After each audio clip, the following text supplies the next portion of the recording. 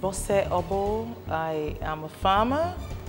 I'm an agriculture consultant. I'm an agricultural trainer. I had my first degree in agriculture. I saw a lot of lapses, in the agricultural value chain, in the food value chain. And I said, no, somebody should just come up and do something. And that was, what gingered me. That was the passion, what I had, that made me go into agriculture.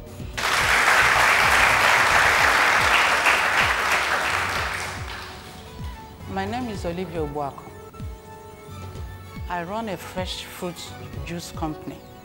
I produce and I retail.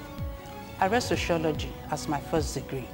Then I had my master's in public admin. So when I'm going back home, I'll just buy. If I see pineapples, see oranges, I'll buy. I'll go home.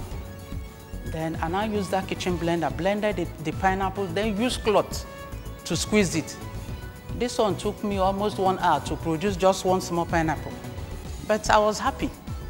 What I found out was that whenever I was doing the juice then, the kind of joy that used to come upon me, I couldn't just express it. I couldn't explain it. So I just kept. So what I did that day, I decided, okay, let me just take 2 bottles to church and see if anybody will even buy. I gave to the guest minister. The guest minister drank it after the program. Somebody said, who brought that thing in ever bottle?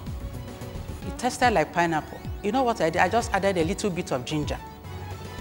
So the woman said, please, how much do you sell them?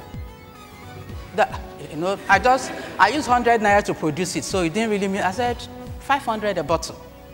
I just said 500. The woman said, can I have 2 bottles? So I just used 100 naira to produce 2 bottles of pineapple juice, and I got 1,000. When I found out that woman liked it, that was how I started selling. Every Sunday after service, I open my booth and I sell.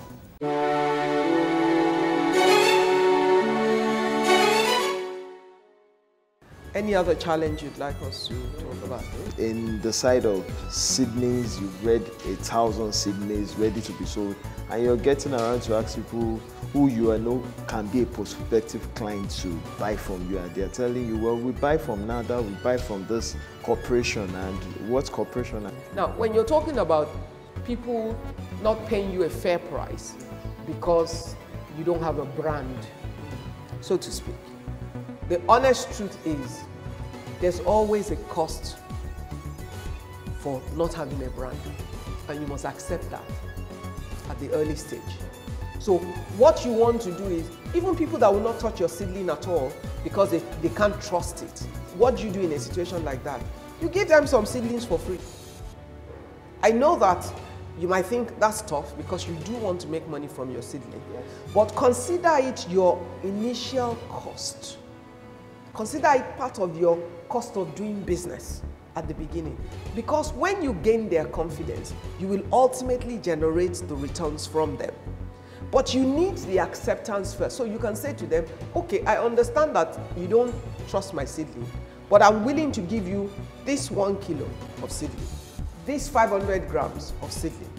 Plant it, compare it with the ones that you've bought before, and if you find that it works and that it's good and it meets everything that I've said, would you buy from me next time? You'll probably say yes.